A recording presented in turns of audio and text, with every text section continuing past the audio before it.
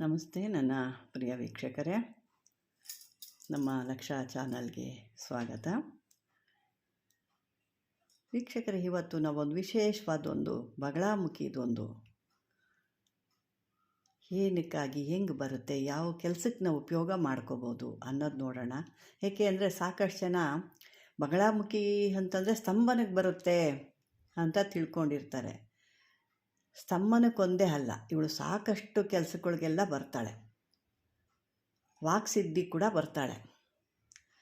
ಮೊದಲೇ ಹೇಳ್ದಂಗೆ ಸ್ತಂಭನೆ ಕೂಡ ಬರ್ತಾಳೆ.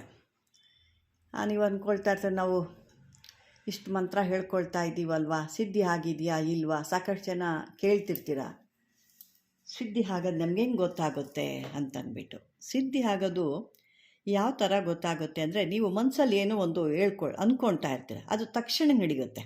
ಈಗ ನೋಡಿ, ಯಾರನ್ನೋ ನೆನೆಸ್ಕೊಳ್ತಾ ಇರ್ತೀರ, ಏನೋ ಅವರು ಫೋನ್ ಮಾಡ್ತೀನಿ ಅಂದರು ಫೋನ್ ಮಾಡೇ ಇಲ್ಲ, ಯಾರೋ ಬರ್ತೀನಿ ಅಂದಿದ್ರು ಬಂದಿಲ್ಲ, ಯಾವುದೋ ಒಂದು ಆಗಬೇಕಾಗಿತ್ತು ಆ ವ್ಯವಹಾರ ಆಗಿಲ್ಲ.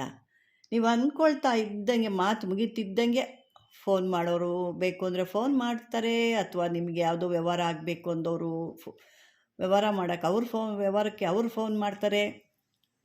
ಅಥವಾ ನೀವು ಮನಸ್ಸಲ್ಲಿ ಇದನ್ನೇ ನೀವೇನು ಮನಸ್ಸಲ್ಲಿ ಅಂದ್ಕೊತೀರೋ ಇಮಿಡಿಯೇಟಾಗಿ ಕೆಲಸ ಆಗೋಗ್ಬಿಡುತ್ತೆ ಅದು. ಈಗ ನಾವೇ ಎಷ್ಟೋ ಸಾಕಷ್ಟು ಇದನ್ನೇನು ಮಾಡ್ತಾ ಇರ್ತೀವಿ, ಯಾವುದೋ ಒಂದು, ಈಗ ನಮ್ಮಲ್ಲಿ ಕೂಡ ಸಾಕಷ್ಟು ಕೆಲವು ನಮ್ಮ ವೀಕ್ಷಕರು ಏನೋ ಒಂದು ತೊಗೊಳೋದಿರುತ್ತೆ, ಅಥವಾ ಏನೋ ಒಂದು ಫೋನ್ ಮಾಡ್ತೀನಿ ಅಂತ ಹೇಳಿರ್ತಾರೆ, ಅಥವಾ ನಾವು ಏನೋ ಒಂದು ಕೊಡೋದಿರುತ್ತೆ ಅವರಿಗೆ. ಮನಸ್ಸಲ್ಲಿ ಅಂದ್ಕೊಳ್ತಾ ಇರ್ತೀವಿ, ಅಯ್ಯೋ ಅವರು ಏನೋ ಐಟಮ್ ಕೊಡೋದಿತ್ತು, ಅವ್ರೇನು ಫೋನ್ ಮಾಡಲಿಲ್ವಲ್ಲ, ತೊಗೊಂಡೋಗ್ಬಿಟ್ಟಿರೋ ಚೆನ್ನಾಗಿತ್ತು. ಯಾಕೆಂದ್ರೆ ನಮಗೆ ಅವ್ರಿಗೇನು ಕೊಡ್ತೀವಿ ಅದು ಕೊಟ್ಬಿಡ್ಬೇಕು ಅವ್ರಿಗೆ. ಅವಾಗ ನಮಗೊಂದು ಸ್ವಲ್ಪ ನೆಮ್ಮದಿ ಆಗುತ್ತೆ. ಈ ರೀತಿ ತಕ್ಷಣಕ್ಕೆ ಅವರು ಫೋನ್ ಮಾಡಿ ಮಾತಾಡ್ತಾರೆ. ಈ ರೀತಿ ನಾವು ಮನಸ್ಸಲ್ಲಿ ಅಂದ್ಕೊಂಡಿರೋದನ್ನ ನಡೆಯೋ ಅಂಥದ್ದು ಅಂದರೆ ಸಿದ್ಧಿ ಆಗಿದೆ ಅಂತ ಅವಾಗ ನೀವು ತಿಳ್ಕೊಬೇಕು. ಕೆಲವರು ಅಂತ ಇರ್ತೀರ, ಇವಾಗ ನಾನು ಅಂದ್ಕೊಂಡಂಗೆ ಆಗೋಗುತ್ತೆ, ನಾನು ಏನು ಮನಸ್ಸಲ್ಲಿ ಅಂದ್ಕೊಳ್ತೀನಿ ಅದು ನಡೆದೋಗ್ಬಿಡುತ್ತೆ, ನಾನು ಇವಾಗ ತಾನೇ ನೆನೆಸ್ಕೊಂಡೆ ನೋಡಿರಿ ಆಗಲೇ ಬಂದುಬಿಟ್ರಿ ನೀವು, ಈ ರೀತಿಯೆಲ್ಲ ಕೆಲವು ಮಾತಾಡ್ತೀರ. ಅದು ಕೆಲವ್ರಿಗೆ ಅಂದರೆ ಮಂತ್ರ ಹೇಳ್ತಿರೋರಿಗೆ ನಾನು ಹೇಳ್ತಿದ್ದೀನಿ, ಮಂತ್ರ ಹೇಳಿ ಕೆಲವ್ರಿಗೆ ನಿಮಗೆ ಹೆಂಗೆ ಗೊತ್ತಾಗುತ್ತೆ, ಸಾಕಷ್ಟು ಪ್ರಶ್ನೆಗಳು ಕೇಳ್ತೀರ, ನಮಗೆ ಹೆಂಗೆ ಗೊತ್ತಾಗುತ್ತೆ ಸಿದ್ಧಿಯಾಗಿರೋದು, ಯಾವ ರೀತಿ ತಿಳ್ಕೊಬೇಕು ನಾವು ಅಂದಾಗ, ಈ ರೀತಿ ನೀವು ಏನು ಮನಸ್ಸಲ್ಲಿ ಅಂದ್ಕೊಂಡಿರ್ತೀರ ಅದು ತಕ್ಷಣ ನಡೆಯುವಂಥದಕ್ಕೆ ಸಿದ್ಧಿ ಆಗಿದೆ ಅಂತ ತಿಳ್ಕೊಬೇಕು. ಈಗ ಬನ್ನಿ, ಇದಕ್ಕೆ ಯಾವ ರೀತಿ ನಾವು ಮಾಡ್ಕೋಬೇಕು, ಸಿದ್ಧಿ ಹೆಂಗೆ ಮಾಡ್ಕೋಬೇಕು, ಇದಕ್ಕೆ ಬೇಕಾದಂಥ ವಸ್ತುಗಳೇನು, ಇದನ್ನು ನಾವು ಇದುವರೆಗೂ ಬರೀ ಸ್ತಂಭನಕ್ಕೆ ಮಾತ್ರ ಬಳಸ್ತಾ ಇದ್ವಿ. ಈಗ ಇದು ಒಂದು ಸಿದ್ಧಿ ಕೂಡ ಬರುತ್ತಾ, ಮತ್ತು ನಮ್ಮ ಶತ್ರುನ ಶಾಂತಿ ಮಾಡೋಕ್ಕೂ ಬರುತ್ತಾ. ಆ ಶತ್ರು ನಮ್ಮನ್ನು ಕಂಡ್ರೆ ಸಾಕು, ಹೇಳ್ತಾರೆ ಹಳ್ಳಿ ಕಡೆ, ಮಸಿತಾನಪ್ಪ, ನಮ್ಮನ್ನು ನೋಡೋ ಸಾಕು ಮಸಿತಿರ್ತಾನೆ ಅಂತ.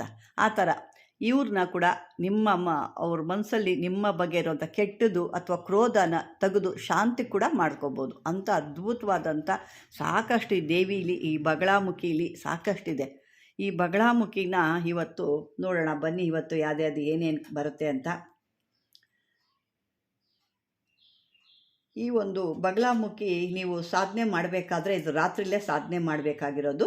10 ಗಂಟೆ ಮೇಲೆ ಯಾವತ್ತಾರು ಮಾಡ್ಬೋದು, ಅಥವಾ 2 ಗಂಟೆ 2:30 ಈ ಥರ ಇವ್ರದ್ದೆಲ್ಲ ಸಾಧನೆ ಮಾಡಬೇಕಾದ್ರೆ ರಾತ್ರಿ ಹೊತ್ತಲ್ಲೇ ಮಾಡೋ ಅಂಥದ್ದು.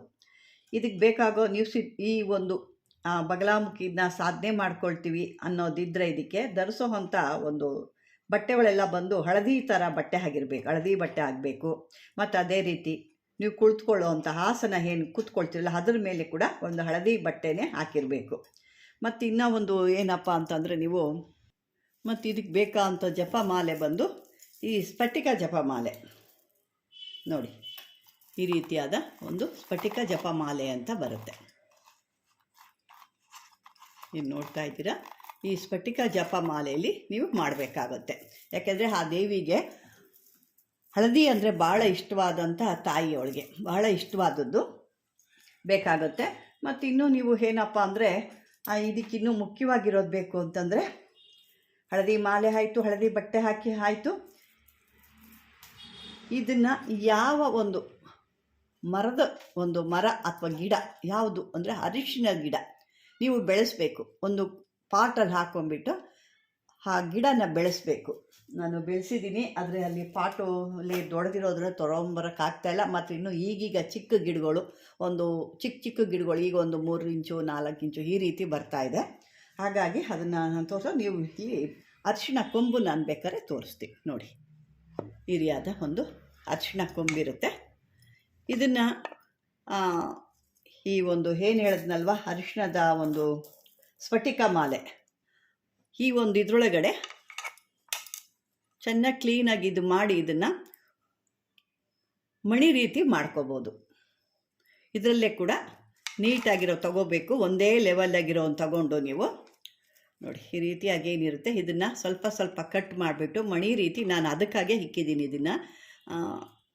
ಇದನ್ನು ಮಣಿ ಮಾಡಬೇಕು ಅಂತಲೇ ಇಟ್ಟಿದ್ದೀನಿ. ಇದರಲ್ಲಿ ಆಗಲೇ ಕೆಲವು ಇಟ್ಟಾಗ ಸೆಕೆಗೆ ಕೂಡ ಏನಾಗ್ತದೆ, ಮೊಳಕೆ ಬರ್ತಾಯಿದೆ ಅದು. ಹಾಗಾಗಿ ಅದು ನಿಮ್ಗೆ ತೋರ್ಸೋಕ್ಕೆ ಅಂತಲೇ ಇವತ್ತು ನಾನು ತೆಗ್ದಿದ್ದೀನಿ ನಿಮಗೆ ನೋಡಿ. ಇದೆಲ್ಲ ಆಗಲೇ ಇದು ಒರಿಜಿನಲು, ಯಾಕೆಂದರೆ ಒಣಗಿಸಿದಾಗ ಕೆಲವೊಂದು ಕೆಮಿಕಲ್ ಹಾಕಿ ಅಥವಾ ಬೇಯಿಸಿ ಅದರ ಒಂದು ಶಕ್ತಿನೇ ಹೊಟ್ಟು, ಬೇಯಿಸಿದಾಗ ಯಾವುದೇ ಒಂದು ಪದಾರ್ಥದಲ್ಲಿ ನಮಗೆ ಒಂದು ಇದಿರಲ್ಲ. ಇದನ್ನು ತಗೋಬೇಕು, ಇಂಥದನ್ನ ಒಂದು ಹಾಕೋಬೇಕು. ಈ ಅರಿಶಿಣ ಕೊಂಬಿನ ಗಿಡಗಳನ್ನ ಹಾಕ್ಕೊಂಡಾಗ ನಿಮಗೇನಾಗುತ್ತೆ, ಒಂದು ತೋರಿಸ್ತೀನಿ ಮುರಿದು, ಇದು ಭಾಳ ಒರಿಜಿನಲ್ ಆಗಿರೋವಂಥದ್ದು. ಮುರಿದಾಗ ನೋಡಿರಿ ಇದು ಒಂದು ಕ್ಯಾರೆಟ್ ರೀತಿ ಬರುತ್ತೆ. ಇದನ್ನು ಏನು ಹೇಳ್ತಾರೆ, ಕಸ್ತೂರಿ ಅರಿಶಿಣ ಅಂತ ಹೇಳ್ತಾರೆ ನೋಡಿ, ಆ ರೀತಿ ಕಸ್ತೂರಿ ಅರಿಶಿಣಕ್ಕೆ ಸಂಬಂಧಪಟ್ಟಿದ್ದು. ಇದು ಭಾಳ ಅದ್ಭುತವಾಗಿ ಕೆಲಸ ಮಾಡುತ್ತೆ.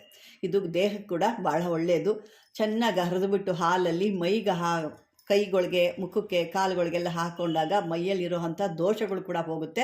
ಯಾವುದಾದ್ರೂ ಮುಖದಲ್ಲಿರೋವಂಥ ಪಿಗ್ಮೆಂಟೇಷನ್ ಅಥವಾ ಏನು ಒಂದು ಮಚ್ಚೆಗಳು ಅಂತ ಹೇಳ್ತೀವಿ, ಅದು ಕೂಡ ಇದು ಹೋಗ್ಬಿಡುತ್ತೆ. ಇದು ಒರಿಜಿನಲ್ ಆಗಿರೋದನ್ನ ಆ ಥರ ಆಗುತ್ತೆ. ಈಗ ನೋಡಿದ್ರಲ್ಲ, ಆ ಥರದ್ದು ಒಂದು ಗಿಡ ಹಾಕ್ಕೋಬೇಕು. ಅದೇನು ಬೇಗ ಬಂದುಬಿಡುತ್ತೆ. ನೀವು ತೆಗೆದ್ರೂ ಮತ್ತದ್ರ ಒಂದಿಷ್ಟು ಶೇಷ ಉಳ್ಕೊಂಡ್ರೂ ಸಾಕಿ ಮತ್ತೆ ಮತ್ತೆ ವರ್ಷ ಬರ್ತಾನೆ ಇರುತ್ತೆ ಅದು. ಆ ರೀತಿ ಅದು ಒಂದು ಸಾರಿ ನೀವು ಹಾಕಿಬಿಟ್ರೆ ಅದು ನೀವು ಇದೇ ಮಾಡೋಂಗಿಲ್ಲ. ನೋಡಿ, ನಾನು ಹಾಕಿದಾಗ ಒಂದು ಸುಮಾರು ನನಗೆ 1-1.5 kg ಅಷ್ಟು ಮೇಲೆ ಸಿಕ್ಕಿತ್ತು. ಸಾಕಷ್ಟು ಜನ ತೊಗೊಂಡಿದ್ದಾರೆ, ಅದೊಂದು ಸ್ವಲ್ಪ ಇದೆ. ನಾನು ಈಗಿನ್ನ ಮತ್ತೆ ಹಾಕಬೇಕು ಗಿಡಗಳನ್ನ, ಹಾಗಾಗಿ ಇನ್ನೂ ಇಟ್ಟಿದ್ದೀನಿ. ಮತ್ತು ಮಣಿ ಕೂಡ ಮಾಡಬೇಕು, ಇದರಲ್ಲೇ ಮಾಡಬೇಕು ಅಂದ್ಕೊಂಡಿದ್ದೀನಿ, ಇಟ್ಟಿದ್ದೀನಿ. ಮತ್ತು ಈಗ ಈ ರೀತಿಯಾದ ಒಂದು ಪಾಟಲ್ಲಿ ನೀವು ಗಿಡನ ಹಾಕ್ಕೋಬೇಕು. ಹಾಕ್ಕೊಂಡು ಆ ಗಿಡದ ಮುಂದೆ ನೀವು ಆ ಒಂದು ಗಿಡದ ಮುಂದೆ ಒಂದು ಶುದ್ಧ ಮಾಡಿ, ಅಲ್ಲಿ ಒಂದು ಚಿಕ್ಕದಾಗಿ ಒಂದು ರಂಗೋಲಿಯನ್ನು ಹಾಕಿ, ತದನಂತರ ಅದರ ಮುಂದೆ ಕೂತ್ಕೊಂಡು ನೀವು ಜಪ ಮಾಡಬೇಕು. ಜಪ ಮಾಡಿದ್ರೆ ಕೆಲವೊಂದು ಮತ್ತು ಅದರ ಬಗಲಾಮುಖಿಯ ಚಕ್ರ ಕೂಡ ಇಟ್ಕೋಬೇಕು. ಚಕ್ರ ಅಂದರೆ ಚಕ್ರ ಬರೆಸಿ ಅದನ್ನು ನೀಟಾಗಿ ತೊಳೆದು ಅದನ್ನು ಶುದ್ಧ ಮಾಡಿ ಇಟ್ಕೊಂಡು, ಈ ಗಿಡದ ಮುಂದೆ ಚಕ್ರ ಇಟ್ಕೊಂಡು ಈ ಒಂದು ಬಗಲಾಮುಖಿ ಮಂತ್ರ, ನಿಮಗೆ ಯಾರು ಶತ್ರುನ ಸ್ತಂಭನೆ ಮಾಡಬೇಕಾ, ಅವನು ನಿಮಗೆ ಸಿಕ್ಕಾಬಟ್ಟೆ ತೊಂದರೆ ಕೊಡ್ತಿದ್ದಾನ, ಅವನು ನಿಮ್ಮ ತಂಟೆಗೆ ಬರ್ದಂಗೆ ಅವನ್ನ ಶಾಂತವಾಗಿ ಮಾಡಬೇಕಾ, ಅಥವಾ ನಿಮ್ಮ ವಾಕನ್ನ ಸಿದ್ಧಿ ಮಾಡ್ಕೋಬೇಕಾ, ಈ ರೀತಿ ಎಲ್ಲ ಮಾಡಿಕೊಂಡಾಗ ನಿಮ್ಮ ವಾಕ್ ಸಿದ್ಧಿ ಕೂಡ ಆಗುತ್ತೆ. ಈ ಮಂತ್ರ ಅಂತಂತೂ ಅದ್ಭುತವಾದಂಥ ಮಂತ್ರ ಇದು, ವಾಕ್ ಸಿದ್ಧಿ ಕೂಡ ಆಗುತ್ತೆ. ಈ ಮಂತ್ರಕ್ಕೆ ಒಂದು ಶಕ್ತಿ ಅಂತಂದರೆ ಅಷ್ಟು ಅದ್ಭುತವಾದಂಥ ಶಕ್ತಿ. ಇನ್ನೂ ಸಾಕಷ್ಟು ಇದೆ ಈ ದೇವಿದು, ಹೇಳ್ತಾ ಹೋದರೆ ಸಾಕಷ್ಟಿದೆ. ಮುಂದಿನ ಭಾಗದಲ್ಲಿ ಕೂಡ ಅದ್ರ ಬಗ್ಗೆ ಯಾವ ರೀತಿ ಏನು ಅಂತ ನಾನು ತಿಳಿಸ್ಕೊಡ್ತೀನಿ. ಅದನ್ನು ಈಗ ಈ ಒಂದು ಬಗಲಾಮುಖಿಯಿಂದ ನಿಮ್ಮ ವಾಕ್ಸಿದ್ಧಿ ಯಾಕೆ ಮಾಡ್ಕೊಳ್ಳೋದು, ಶತ್ರುನ ಹೇಗೆ ಶಾಂತ ಮಾಡೋದು ಅನ್ನೋದು ಮಾತ್ರ ಹೀಗೆ ತಿಳ್ಕೊಳ್ತಾ ಇದ್ದೀರಾ. ಅದೇ ರೀತಿ ಮುಂದಿನ ಭಾಗದಲ್ಲಿ ಕೂಡ ನಾನು ಈ ಬಗಲಾಮುಖಿಯ ಒಂದು ಯಂತ್ರ ಮಂತ್ರ ತಂತ್ರಗಳು ಏನಿರುತ್ತೆ ಅಂತ ಇನ್ನೂ ಸಾಕಷ್ಟಿದ್ದಾವೆ, ಅದನ್ನು ನಾನು ಹೇಳ್ತಾ ಹೋಗ್ತೀನಿ ಅಂತ ಹೇಳ್ತಾ, ವೀಕ್ಷಕರೇ, ಈ ಒಂದು ವಿಡಿಯೋ ನಿಮ್ಗೆ ಇಷ್ಟವಾದರೆ ಲೈಕ್ ಮಾಡಿ, ಶೇರ್ ಮಾಡಿ, ಸಬ್ಸ್ಕ್ರೈಬ್ ಮಾಡ್ಕೊಳ್ಳಿ ಅಂತ ಹೇಳ್ತಾ ಧನ್ಯವಾದಗಳು ಬಾಂಧವರೇ.